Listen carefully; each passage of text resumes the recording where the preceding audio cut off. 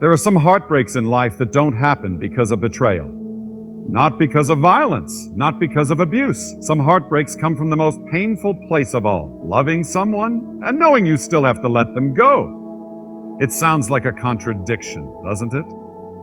If you love them, why leave? If they love you, why aren't you happy? But life isn't always as simple as stories or songs. Sometimes the people we love most are not the people we grow with. Sometimes the most powerful act of love, to walk away. Not because you stopped loving them, but because you started loving yourself too.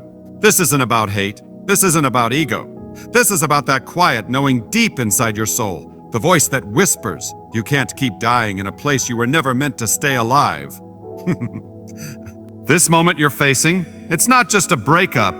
It's a spiritual transformation. It's the kind of choice that will shape your energy, your peace, your entire next chapter. So how do you leave someone you love? How do you walk away from what your heart still craves? How do you detach without destroying yourself? It's not easy, but it's possible. And if you're ready to stop breaking in silence and start healing in truth, these are the 5 sacred steps. Not just strategies, but spiritual anchors that will guide you through. These steps aren't cold. They're not ruthless. They are slow, intentional, full of pain, yes, but also full of rebirth. These are the 5. 1. Accept that love alone is not enough love. Raw, aching, beautiful love is powerful. But love alone is not always the foundation for staying. You see, the soul doesn't survive on just feeling. It survives on alignment, on peace, on shared values, on mutual growth. You can love someone deeply and still be dying slowly inside. You can crave their presence and still feel completely unseen. You can give your heart and still lose yourself. You can't feed someone's soul while starving your own. We're taught in movies and books that love conquers all, but in life, love without respect becomes obsession. Love without listening becomes loneliness. Love without healing becomes a wound you keep kissing. There are moments in life where you stand at the edge of the shoreline, the waves of emotion crashing at your feet, and you realize it's not that you don't love them, it's that staying is breaking you. And in that moment, the most sacred truth reveals itself. Loving someone should never cost you yourself. So accept this. Yes, you love them. Maybe you still do. But that love cannot carry 2 people who are walking in different directions. Sometimes the most courageous act isn't holding on harder. It's unclenching your soul and letting go. Not with bitterness, not with rage, but with a quiet whisper. I love you, but I choose peace, because at the end of the day, the soul doesn't need chaos dressed as love. It needs sanctuary. And love, true love, never asks you to suffer to prove it's real. 2. Recognize the difference between soul connection and soul damage sometimes. What feels like a deep connection is not actually depth. It's trauma familiarity. It's 2 broken mirrors mistaking shared cracks for reflection. You meet someone and something in you leaps, not in joy, but in recognition. Not in destiny, but in deja vu. Your nervous system isn't excited, it's alarmed. But you call it love because pain is the language you were taught affection in. You must learn to pause and ask, is this person healing me or just echoing my wounds? Many stay because they believe this must be love. After all, why else would it hurt this much to leave? But that's not love. That's attachment fueled by unhealed hurt. True love doesn't suffocate. True love doesn't twist you. True love doesn't require you to abandon yourself. A soul connection builds you. It steadies your breath. It silences the inner wars, not amplifies them. But soul damage, it disorients you. It makes you forget what calm feels like. It feeds you validation just enough to keep you hooked, then takes it away until you beg for more. This isn't fate, it's a cycle. And cycles only break when one person says, I choose to end what is killing me slowly. You do not have to bleed in someone else's name to prove your devotion. Leaving someone you love isn't betrayal.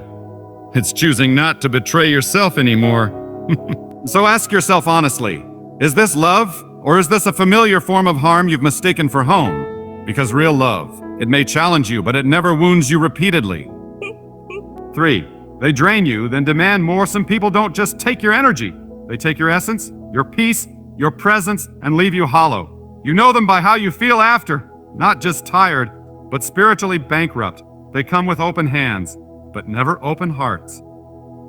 They are black holes of need. Every time you give, it's never enough. And when you fall silent, they call you distant. When you draw boundaries, they call you cruel. When you finally need something, they vanish. Some people don't want your support, they want your surrender.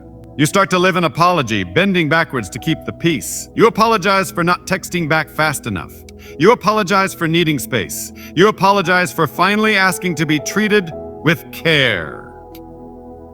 But here's the hidden spiritual truth. Those who constantly drain you know exactly what they're doing. Energy is a currency, and they're rich because you keep going broke.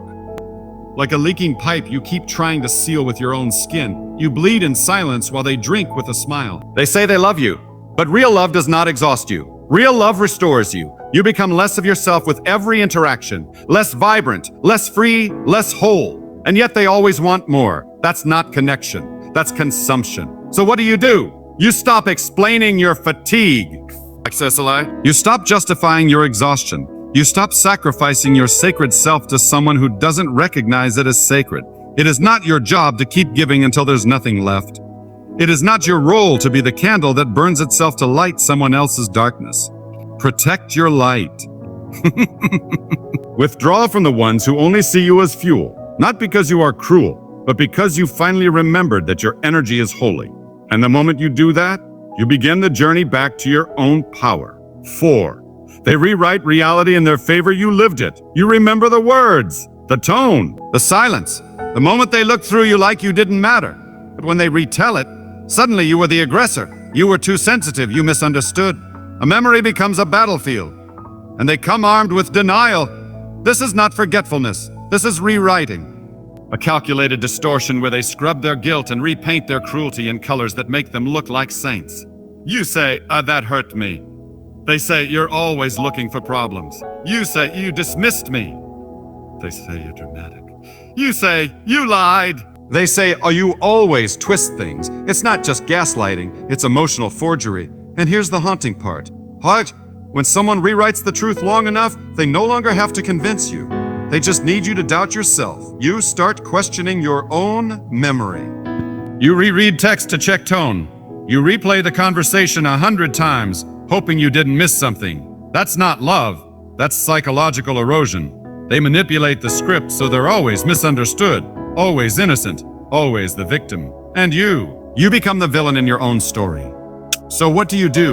You stop debating. You stop proving. You stop handing over the pen that writes your truth. Or let them write whatever fiction they need to feel right. You no longer owe them a role in your reality.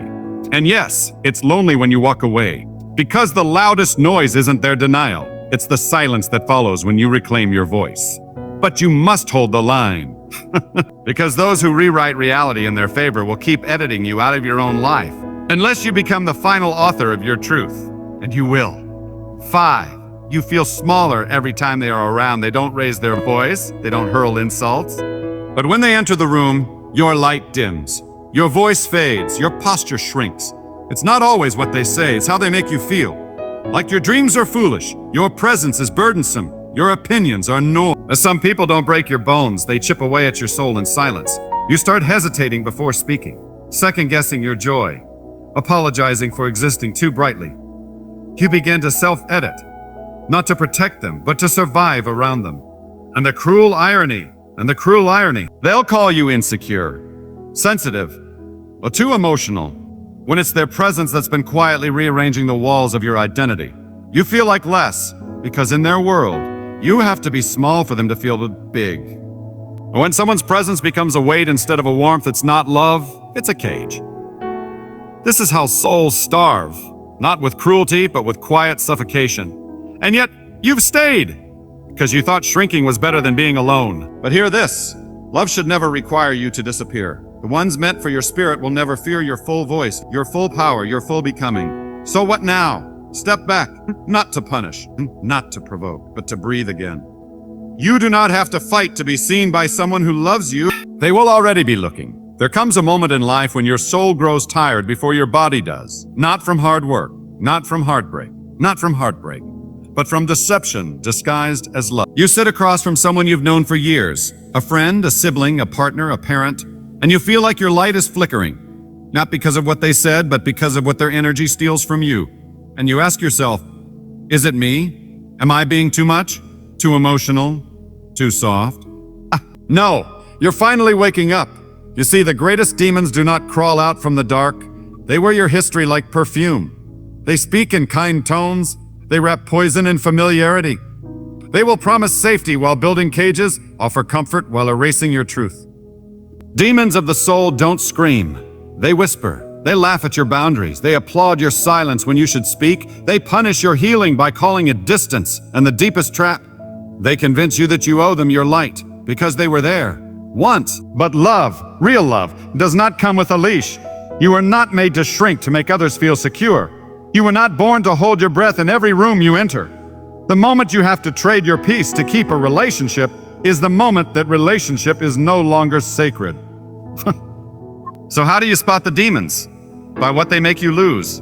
Your laughter, your spark, your sleep, your confidence, your dreams. And here's the truth you've avoided. Some people are only sweet because they know it disarms you. Some people only say sorry because they know it resets you. But this is the moment you choose clarity over comfort. This is when your healing becomes louder than your history. Not everyone who walks with you deserves to walk within you. You are not here to carry the shadows of others. You are here to shine, fully, freely, fiercely. Let the masks fall. Let the noise fade. And finally, trust the silence that follows, because peace has no agenda, but demons always do.